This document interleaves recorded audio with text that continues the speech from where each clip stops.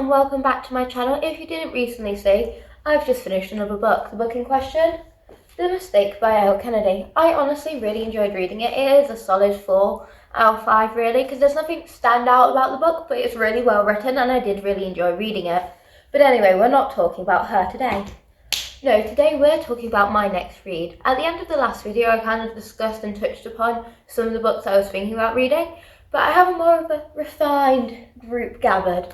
To start off with, we just have to blanket Monica Murphy books.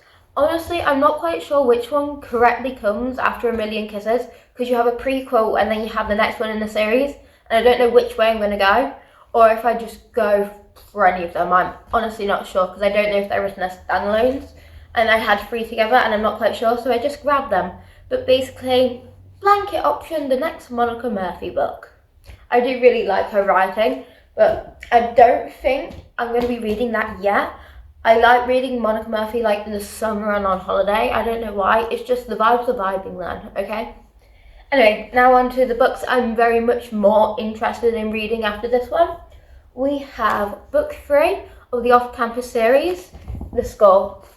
This one followed along after The Mistake, so I think it will work really well. And I also just feel like continuing might be a good thing for me, but I might want to break it up with a book in between, because sometimes if I try and read one after another, I get in a halt and a stagnant position. But anyway, that is a potential read. I'll probably go into the blurb a bit more in a bit, but let's go over the rest of the books. Next up, continuing with our hockey romances, we have Behind the Net by Stephanie Archer. I really like her writing.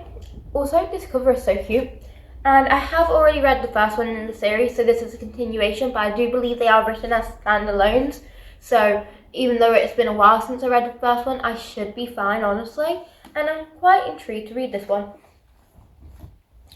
Next up, My Dark Desire. I've already read My Dark Romeo and very recently, so it's still fresh in the brain, and I honestly love that book.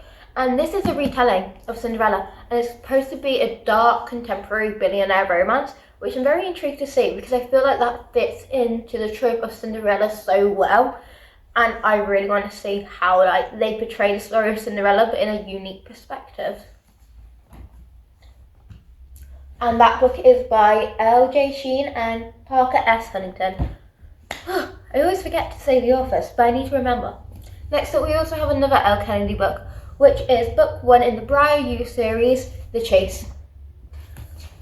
Honestly, I'm kind of in a hockey mood, and I don't know why. I think it's because the hockey season's still going on, and I've been getting a lot of hockey clips. Like I mentioned the other day, I wasn't really into hockey, and then I'm guessing the hockey gods or something saw it. It's nah, bombard every single one of her social media feeds with hockey players and strategy games and how people are playing and game results. We will make her commit to the dark side. I'm oh, I can slowly be getting into this. And then oh, by the way, the season ends very soon. I'm not when I'm just starting to come round to the idea of hockey. Why are you doing this to me? Anyway, but I feel like reading hockey whilst the hockey season's still going on, because I feel like that kind of works. Anyway, this one is also by Elle Kennedy. And then we also have Hate Mail by Donna Marichetti, I believe. This cover is really cute, and I love the idea of letters and books. It just itches my brain in a certain way. I just find it so almost poetic. It's just that's one of the reasons I really liked My Roommate is a Vampire, because of the use of written language and the letters back and forth. And well, they send letters back and forth, and I love how I just love pen pals. I would never have a pen pal. I'm not well written enough to have a pen pal, but I love the idea of pen pals. And then finally, we have My Vampire Plus One.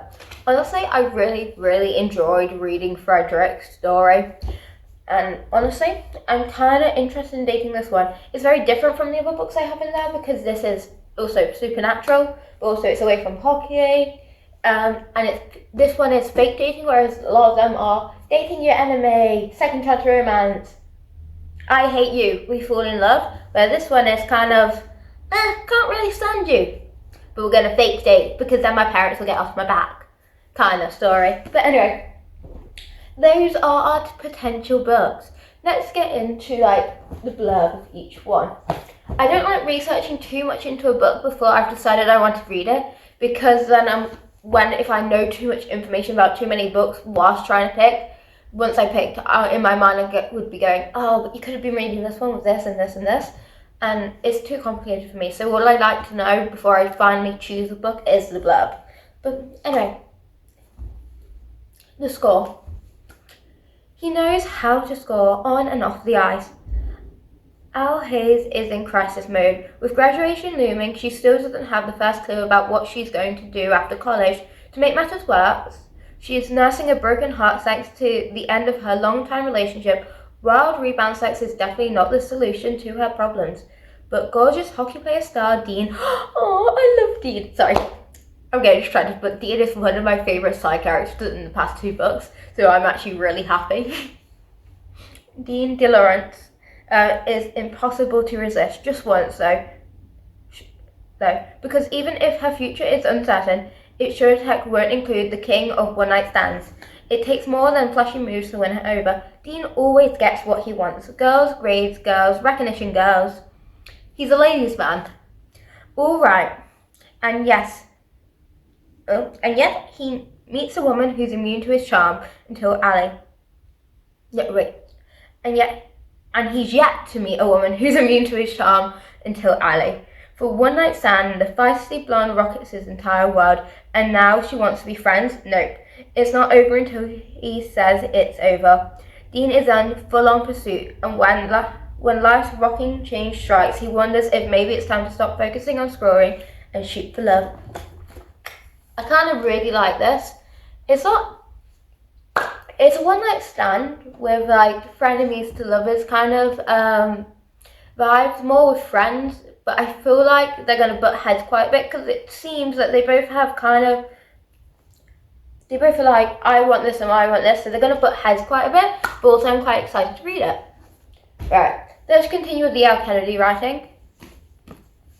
The chase. Everyone says opposites attract, and they must be right, because there's no logical reason why I'm so drawn to Colin Fitzgerald. I don't usually go for tattooed-covered video gaming hockey players. Fitzgerald was mentioned in the last book. The worlds are coming together, but they're 2 separate series. I don't really go for tattoo-covered video gaming hockey-playing nerd jocks who think I'm flirty and superficial. His narrow view of me is the first strike against him. It doesn't help that he's buddy-buddy with my brother. Oh, Brother's best friend. This book is going up in points. And that his best friend has a crush on me.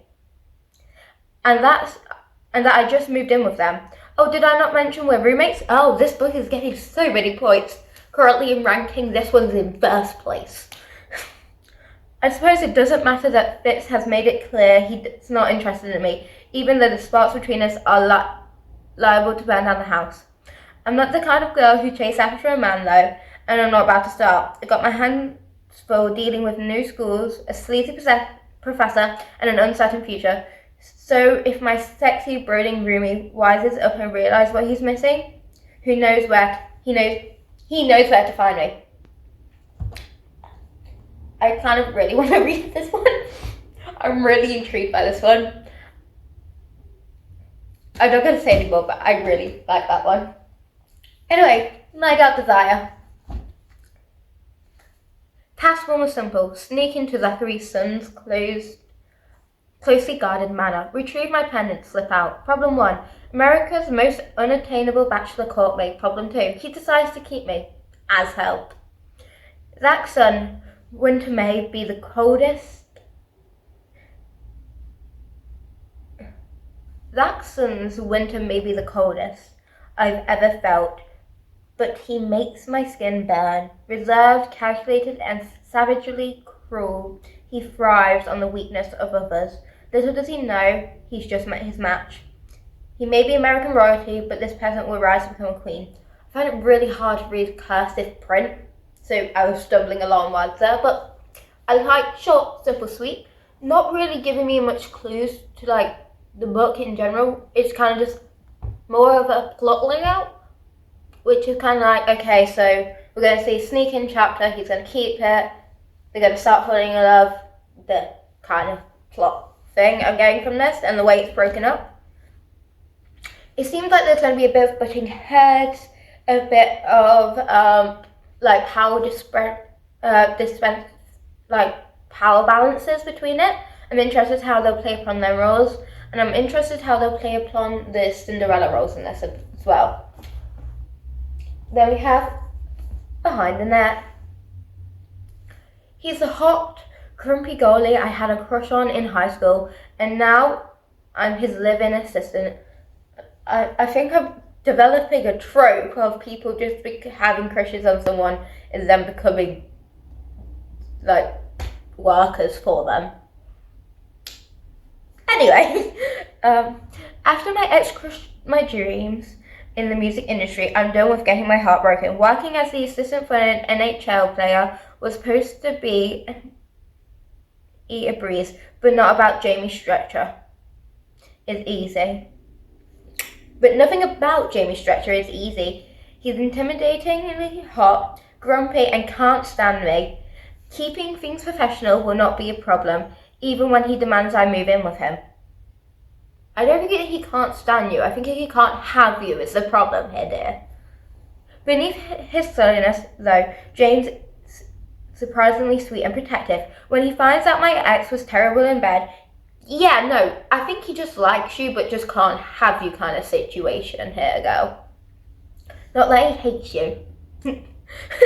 His competitive nature flares, and he encourages and spoils me in every way. The greatest part I used to feel about the music is back, and I'm writing songs again. Between wearing his jersey at games, fun rally parties with the team, and being brave on stage again, I'm falling for him. He could break my heart, but maybe I'm willing to take that chance. I'm kind of intrigued, but at the same time I'm like, I know I've read similar books, and it's kind of like, oh no, he can't stand her. It's like, no, he's just grumpy and doesn't know how to express his feelings kind of book, and he already likes that kind of situation, because you don't ask someone you hate to move in with you. That's so clear. God, all the tropes from the books are crossing over, because we have people who work for each other and people who live together. Anyway, next one, hate mail. Naomi and Lucas have been pen pals since the 5th grade, well, more like bitter rivals caught in an epic battle of insults and verbal jousting. But when the started off as a hilarious chain of hate-filled letters slowly developed into friendships spanning coasts and years, that is until one day, years later, when the letters suddenly stopped. It's been 2 years since Naomi last heard from Lucas, 2 years since the letters that changed everything. But now a new envelope turns up out of the blue at her desk at the local news station. Naomi is determined not to let Lucas have the final word. See, I really like this because I love the idea of pen pals and that their relationship is built on their written words. I really like the idea of that, and I'm quite intrigued to read a book like this. But anyway, I don't think it's that high up on my want to read list of books though. And then finally, my vampire +1. Nothing sucks more than fake dating a vampire. Amelia Collins is tired of constantly questions about her non-existent dating life, so she decides to get everyone off her back once and for all and find someone, anyone, to pose as her date to a family wedding.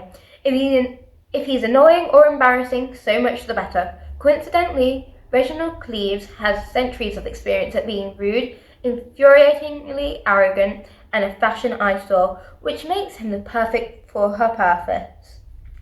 As Amelia and Reggie practice their romance, that's it. And more of Reggie's secrets come to life. Amelia is surprised to find her first impression could not have been more wrong, and that Reggie's spark might be worse than his bite. I don't know why I got so tongue twisted here. Also, what about this man as an eyesore? His suit on the front cover did not scream eyesore. I think you might just have, I don't know what, that must be a nice suit. It annoys me when people go, they dress like an eyesore, and it's just not a black and white suit, it's just like a colourful outfit, and I'm just like, it's not an eyesore. They're just being unique in their personality. Saying that though, I can see how he could be an eyesore, saying he's a vampire, so I'm going to guess he's at least 100 years old. minimum. But anyway, they're all our potential books. In ranking order, I think it would go Hate Mail, Behind the Net, The Score, My Vampire Plus One, My Dark Desire, and then The Chase. But honestly, what one do you think I should read? Or are there any of the books that are like similar to these that you think I would enjoy reading? But that's all for today. I hope you have a wonderful time and you should go read.